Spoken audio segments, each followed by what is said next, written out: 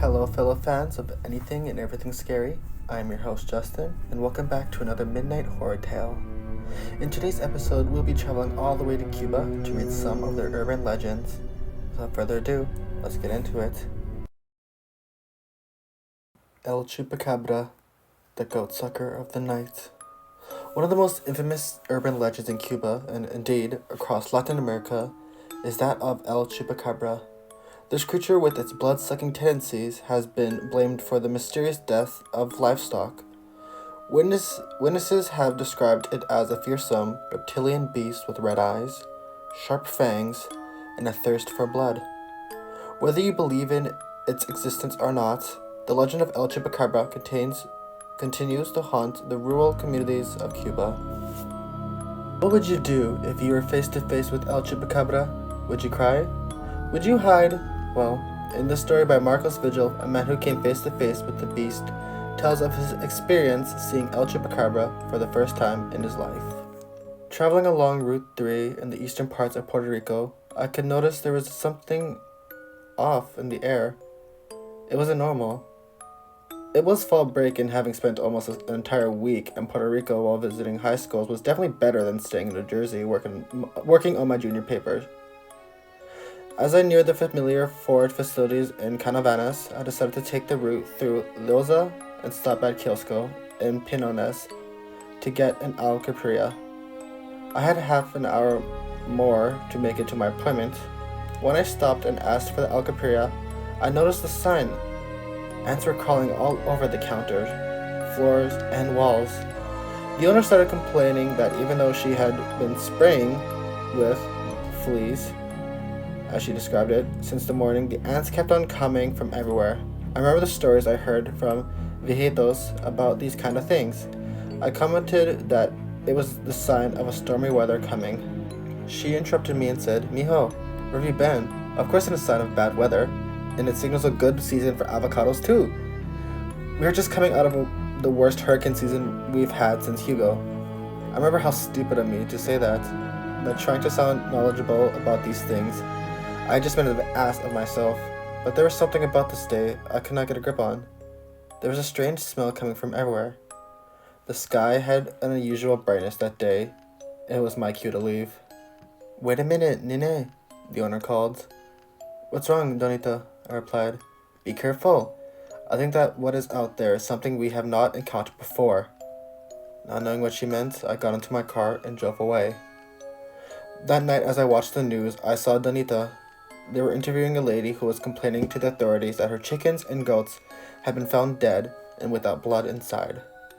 The Donita was there behind her, and in the background I noticed the kiosco where I had been that morning. The next day, the Chupacabra was all over the news. It had sucked blood from many animals in the East Coast. That's when Canavanas Major, decided to start the hunt for this thing.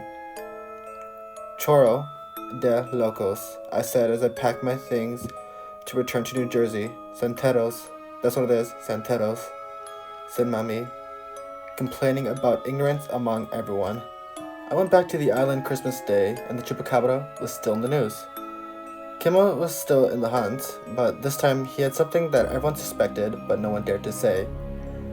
"I have proof that it is an alien," he whispered to the governor during the official welcome to the new year.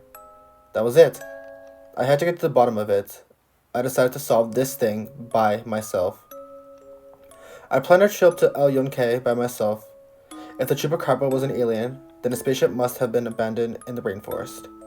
Everyone knew that place had been a landing spot for aliens since God knows when. Before I decided to stop at my friend's house, in Lequillo. He lived near what he described as Las Tres Panitas, referring to the height of the peaks near there. I knew that if anyone had seen something, it had to be him.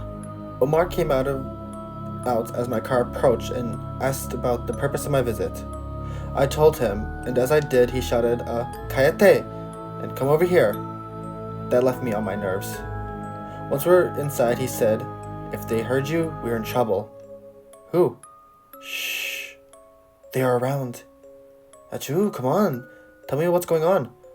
These things are everywhere." "You mean it's not just one?" Vamos! How do you think they can be in San Estra and Canavanas, and 6 hours later in Paletos, and then again in Las Marias? But, whoa, okay.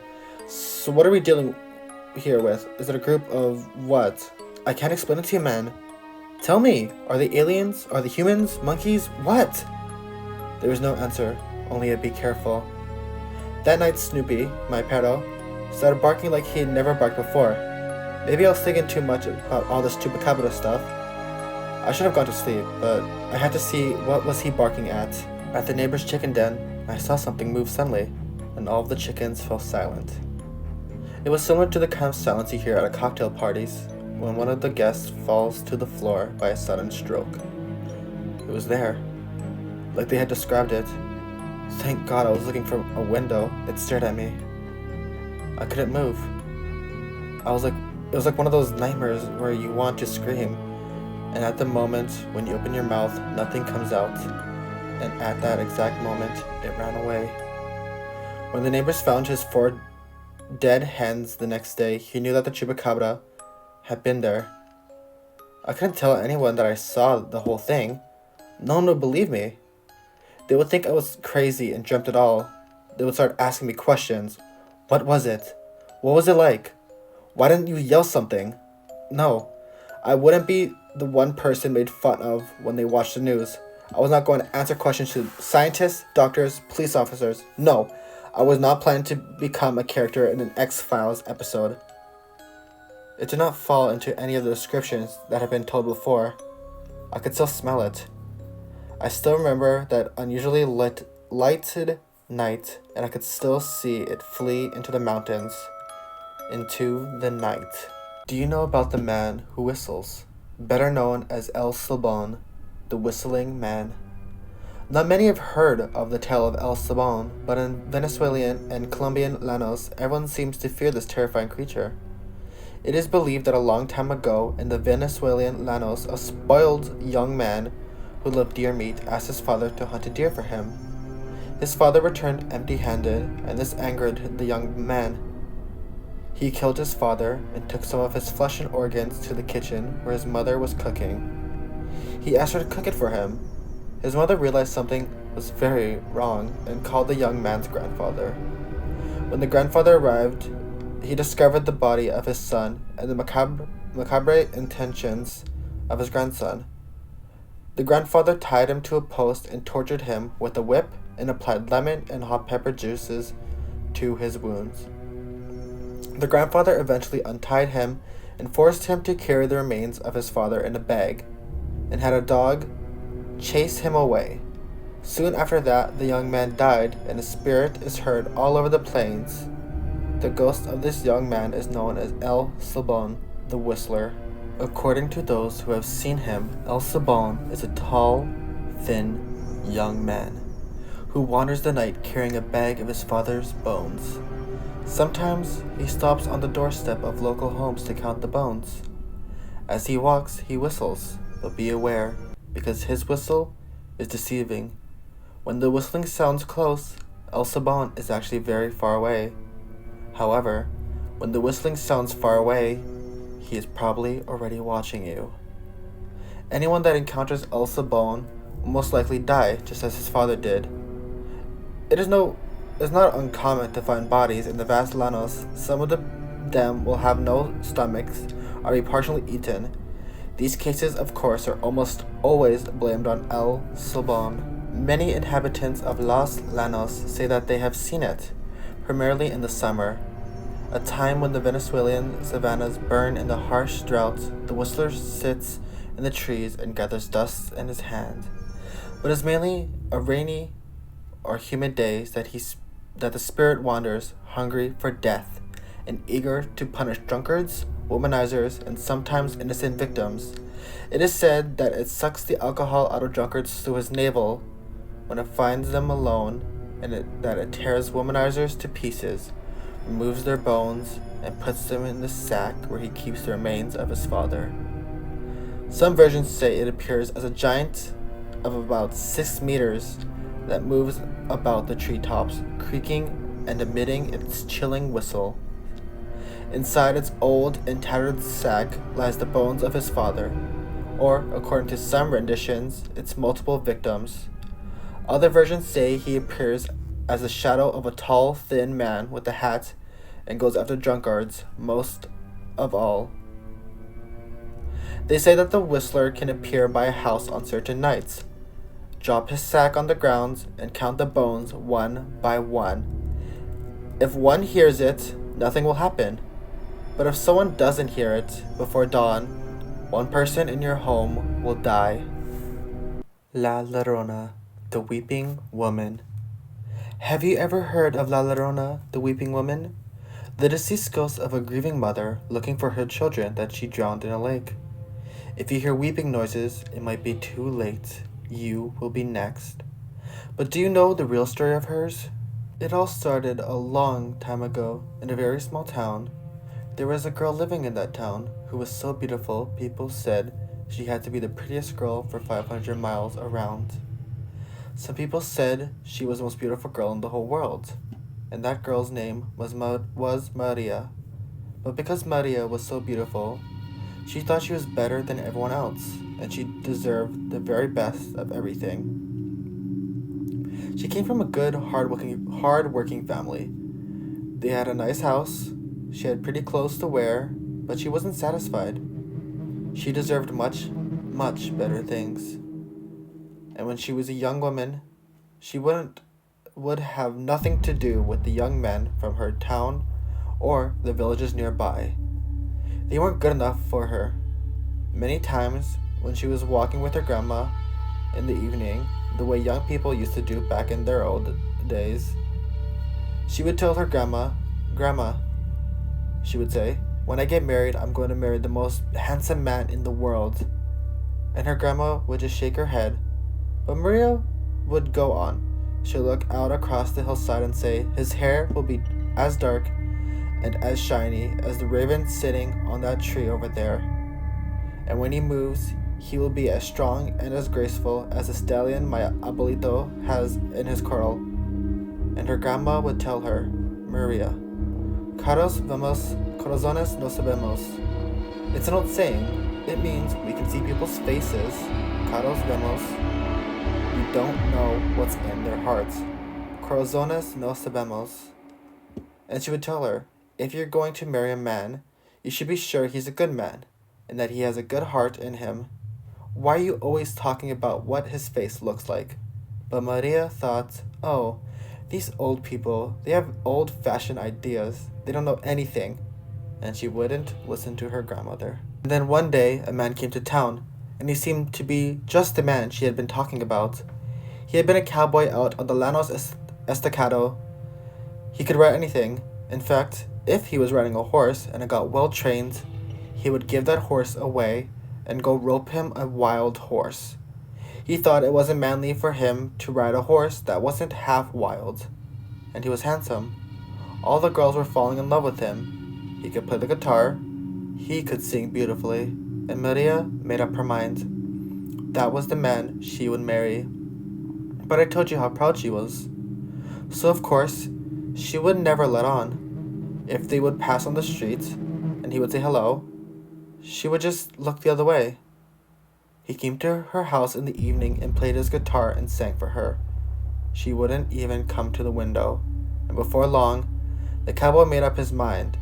That proud girl Maria, I can win her heart. I think I'll marry that girl. So things turned out just the way Maria wanted them to. And before long, they were going to be married.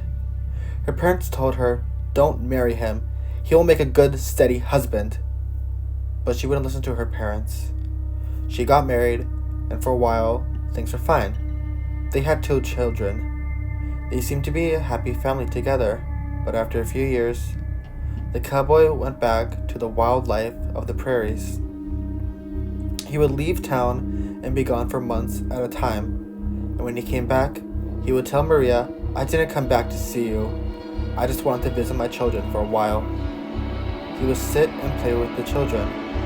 Then he would go off to the bars and drink wine and gamble all night long with his friends. He talked about putting Maria aside and marrying a rich woman. Well, as proud as Maria was, she became very jealous. And also, she began to feel jealous of her own children, because he paid attention to them, but he just ignored her. And one evening, she was standing in front of the house with two children beside her, and he came riding by in a carriage with an elegant lady on the seat beside him. He stopped and spoke to his children, but he didn't even look at Maria. He just drove on up the street, and when that happened, something just seemed to snap inside Maria. She felt such anger and such jealousy, and it all turned against her children. She grabbed her two children by the arms and dragged them with her down to the river.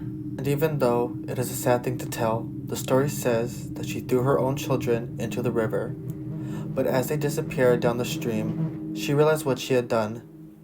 She ran down the bank of the river, reaching out her arm as if she could get them back from the water. But they were long gone. She ran on and on and on, driven by the guilt and anger that was filling her heart. She wasn't paying attention to where she was going, and her foot caught on her roots. She tripped and fell forward, and her forehead struck a rock, and she was killed. The next day, they looked for her all over the town, and they couldn't find her. And then someone brought the word into town that her body was out there on the bank of the river.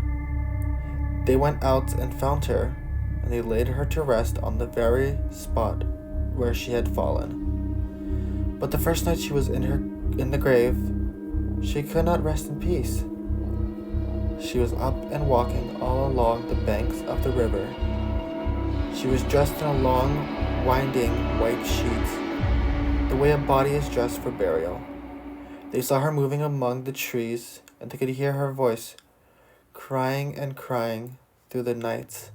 Sometimes they thought it was just the wind they heard, but other times, if they listened more carefully, they were sure they could hear the words. It sounded something like this: "¿Dónde están mis niños?" "Where are my children?" she cried. And she went up and down the banks of the river, through the areas into the mountains, down along the ditches and canals and acacias. Night after night they saw her, but especially they would hear her crying outside. And so before long, no one spoke of her as Maria anymore. They called her La Llorona, the crying woman, La Llorona. And they would tell the children, when it gets dark, get back inside the house, because La Llorona could be around here looking for her children, and she is crazy. If she sees you, she won't know if it's you or her own children. She'll pick you up and carry you away, or she'll throw you into the river like she did to her own children, and you will never be seen again. And they say that, down through the years, many children have been carried away by La Llorona. Pure chills those 3 stories gave me. A man face to face with the demon beast. A young boy filled with greed for meat, now forced to walk the plains of this mortal earth for all eternity, and a grief-stricken mother looking for her children that she had sadly killed. Sadly, that is all we have for today's episodes. I hope these stories gave you the fright you were looking for. Without further ado, have a dark and stormy night, Midnight Tales listeners.